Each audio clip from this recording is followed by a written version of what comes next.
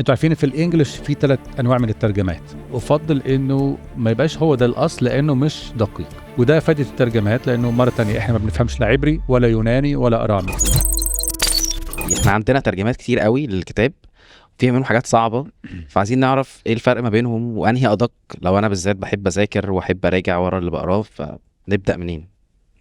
اوكي، طبعا العربي ما عندناش ترجمات كتير زي مثلا الانجليزي عندنا ترجمات كتير قوي، فشجع الناس انها تقرا من الانجليزي اكتر. في العربي حاول تجيب اللي موجود، كلهم ترجمات قويه جدا.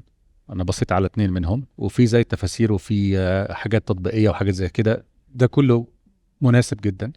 بس الانجليش لانه في ترجمات انجليش اللي بنسميها، انتوا عارفين في الانجليش في 3 انواع من الترجمات، في كلمه للكلمه، في جمله للجمله، وفي اللي بنسميه اعاده صياغه الجمله بالكامل. الكلمه للكلمه اللي هي بياخد كلمه بالعبري او باليوناني حسب العهد القديم ولا العهد الجديد ويترجمها كلمه بكلمه.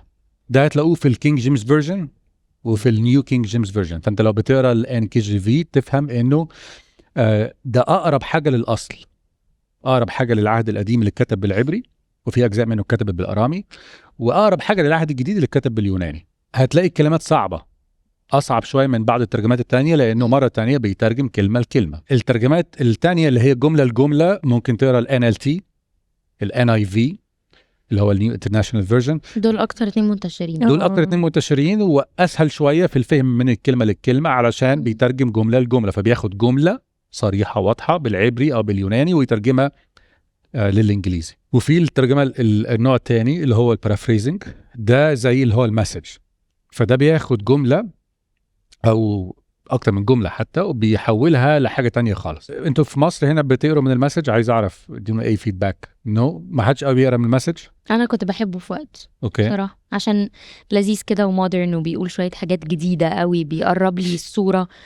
لو انا مش فاهمه مثلا العمله دي وقتها كانت تسوى كام، او مش فاهمه وقع الصدمه عليا بتاع مثلا اي موقف او كده، فبيقربها شويه لايامنا يعني. بس بعد كده عرفت ان هو مش دقيق قوي، في معاني كتير بتختلف فعلا. يعني حلو انه راعي الجنب ده، يعني زي ما كانت ان بتقول، افضل انه ما يبقاش هو ده الاصل لانه مش دقيق.